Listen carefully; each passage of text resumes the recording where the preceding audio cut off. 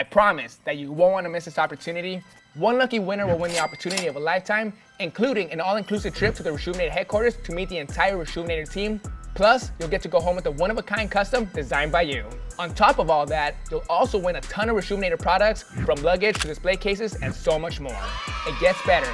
You'll also get thousands of dollars in gift cards to our secret boutique Many Rolls and Guest List AZ. Entering is easy. Head over to reshoevnator.com and gain 1 entry for every dollar you spend. Good luck everybody, and hopefully I'll see you soon.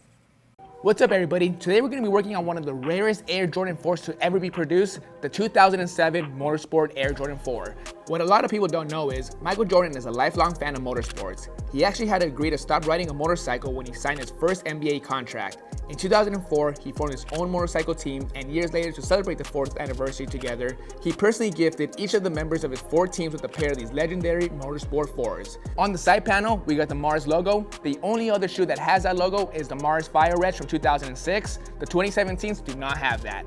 The biggest issue with these is the back tabs. We gotta go in and replace them. We got some work ahead of us, so let's get started.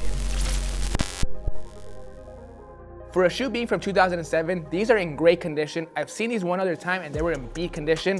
A lot of paint cracking on the midsole. Same thing with the back tabs cracking off. However, this shoe, the midsoles are in great condition. There really isn't any other damage on the sneakers besides them being kind of dirty. I've only ever seen this shoe once in the last 15 years and they were in bad shape. I can tell this shoe hasn't been worn much, maybe 2 or 3 times at the most.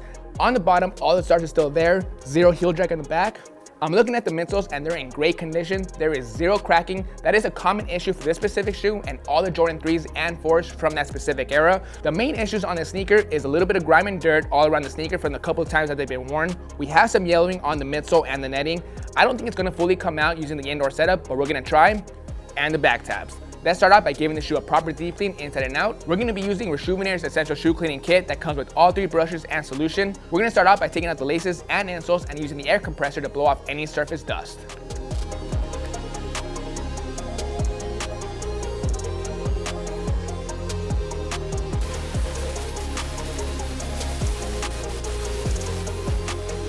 All done with the pre-treatment of these shoes. Real quick, we'll put these to the side and focus on the insoles. These insoles really aren't that dirty. The Jumpmans are still on there. I don't want to risk rubbing these with the brush and potentially rubbing off the Jumpman. These are in great shape anyway. They're just covered in dust. So we're gonna grab the compressor one more time and clean these up. On to a great start. We got these insoles back to black. Originally there was a thick layer of dust. Not no more. Let's keep it moving. Next, we're gonna grab our shoe trees and put them inside the sneakers. Right now there's some creasing going on. We gotta reshape these toe boxes.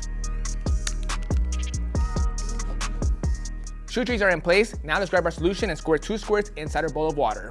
Now typically for all cleanings I use all 3 brushes, but for this one I'm only going to be using our soft and stiff bristle brush. These shoes really aren't that dirty. My main focus for the uppers is to give it a quick clean to wipe off any surface grime and dirt, and with the help of our solution, it's going to recondition the leather on these shoes. These shoes are on the older side. Let's start with the soft bristle brush.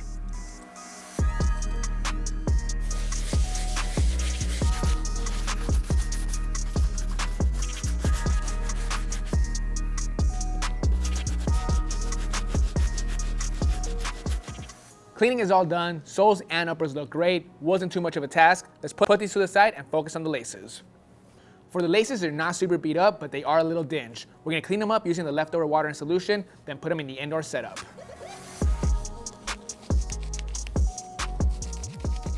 All right, we're all done with the cleaning of these laces. All I gotta do now is put these with some other laces and give them a good wash. Once we come back, we'll let everything fully air dry next to a fan, then put them in the indoor setup. The soles look great, the toe box is in better shape. Let's keep it moving. One thing that I noticed once the shoe was all clean, the back tabs got a lot worse. It's cracking everywhere. I'm thinking it got worse during the cleaning, specifically when I was doing all the flexing and applying force onto the soles. It got a lot worse after that, but that's okay. We're gonna replace that anyway. Next step, we gotta remove some yellowing from the shoe.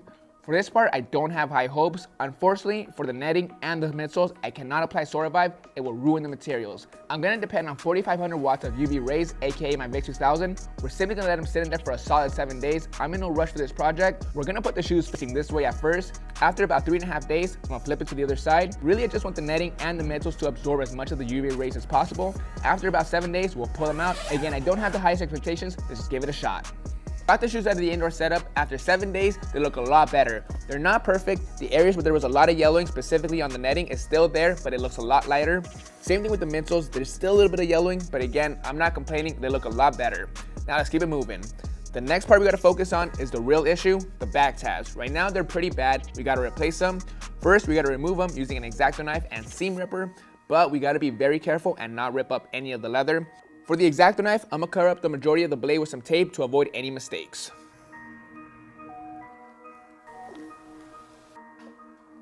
Got a nice clean removal, old tabs are fully out. I'm gonna hang on to these just in case the owner wants to display these next to the shoes. Next, we're on to the donors. Last year I did this really cool project using some 2025 Red 4s and some 2017 Motorsport 4s to combine them to make some Ralph Lauren Polo 4s. They came out so sick, definitely one of my favorite projects. At the end of it, I was left over with some spare parts such as soles, tongue tabs, plastic hardware, and back tabs. There's no better donor for these 2007 Motorsport 4s than using a pair of 2017 Retro Motorsport 4s. And it saved the owner a bunch of money. Let's go ahead and clean up this back tab. There's a lot of old stitching that we gotta remove before we add some new simulated stitching.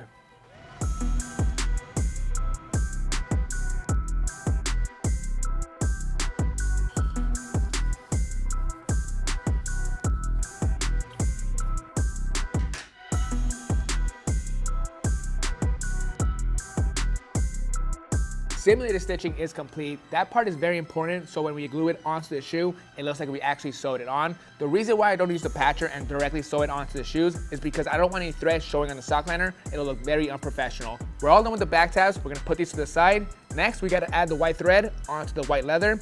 We're gonna do the exact same method with some white thread, and this time with the curved needle. The reason why I curved it is so I could get into the holes a lot easier.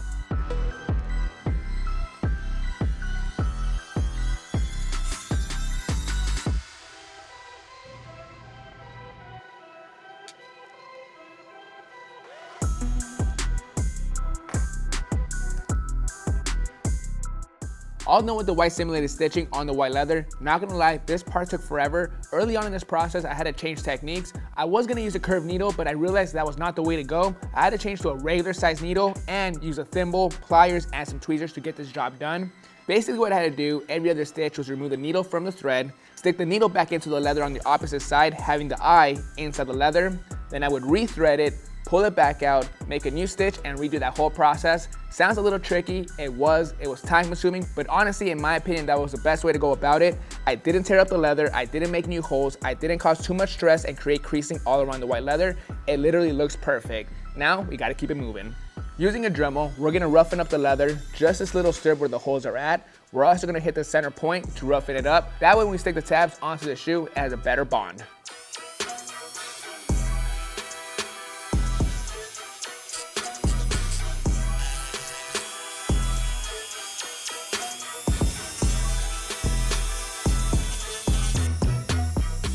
Prep is complete, now we're on to the easy stuff. Using some Bar Super Stick cement and a paintbrush, we're gonna apply it onto the back tabs and onto the shoes. All we wanna do is apply a nice thin even coat. Then we're gonna let it sit for a solid hour before we go in and stick it all together.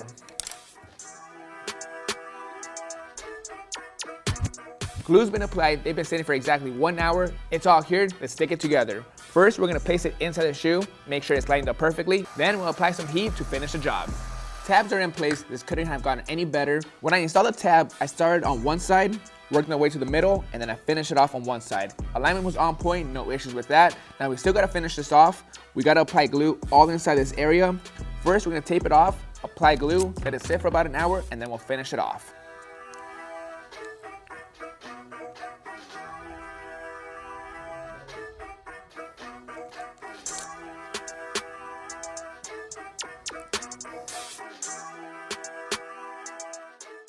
Glue's all cured once again. For this, we're gonna break it up into parts. We're gonna start off on this side, heat it up, clamp it together, and then work our way to the other side. Again, we don't need much heat. This restoration is basically complete. All we gotta do now is lace them up with these white laces that we just pulled out from the indoor setup.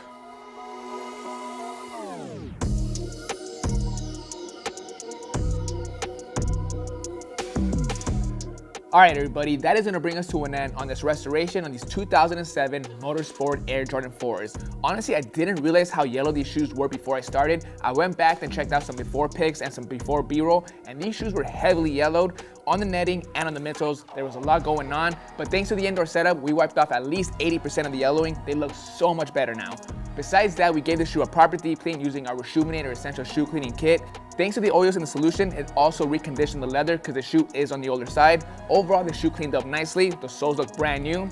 And lastly, the biggest thing we had to tackle was the back tabs.